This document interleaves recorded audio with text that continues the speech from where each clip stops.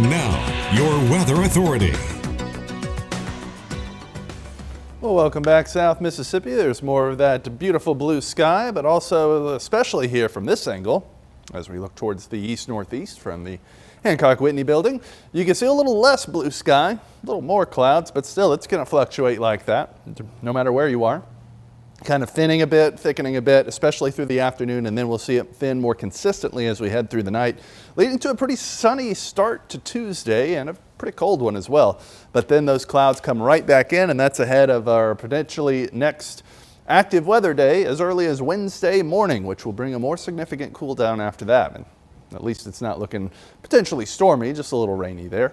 But looking again at that temperature change between 7 and 11 over there in Pascagoula right now, degrees below where we were by this time yesterday, which has us down into the nice chilly 40s and 50s here. And when you factor in that little bit of a breeze that's left, which isn't much at this point anymore, it does still drop it a couple of degrees. Thankfully, it's not too strong out there. It's a little bit more windy yesterday at least, but still some cool spots. Lucedale over there just barely getting out of the 30s by this time for what it feels like. And as we take a look at the afternoon, you see it's only going to feel a couple of degrees cooler than it actually will be, expecting it to get up to about mid-50s, so pretty close there, especially as those winds die off even more. So heading into the night, we're looking at that temperature still being nice and chilly to borderline frosty, even getting down pretty close to freezing in a few areas. But again, that wind backing off will make it feel a little bit warmer than it was this morning, thanks to that breeze still sticking with us. Then heading later on into Tuesday, we get right back into our warming trend, and that'll take us all the way eventually into Wednesday, where we're right back into the 60s, and then that's when that next front moves through, and that's what's going to bring a more significant cool down than we're even getting right now.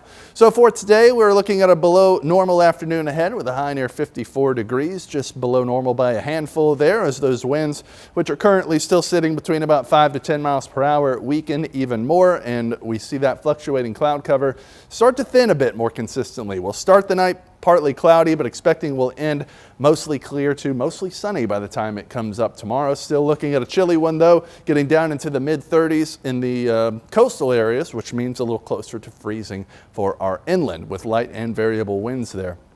And then we'll see the winds start to shift on us and increase once again as our next front moves through, which you can see starting to happen as that high moves out of the area. It's basically a broad low at first, collects a little bit more moisture, and then starts to transition into a cold front as it approaches us, right as it moves through, becoming that, pushing through, taking its rain with us, and then you see those dark blue, very long streamlines coming in on the backside there, which really going to help cool things down pretty quickly. But you see another broad low up towards the north. That'll eventually bring us at least a cloudy day. Doesn't look like a rainy one too much so as we finish off the week. So looking again at our AFS Groundworks Company 7-day forecast here, we're basically starting a warming trend after we head through tomorrow, jumping up into the upper 50s, low 60s there by Wednesday when that front moves through. But look at that cooling on the backside, taking us into a nice afternoon in the 40s, rather chilly and sunny there, with a very cold morning in the 20s coming up.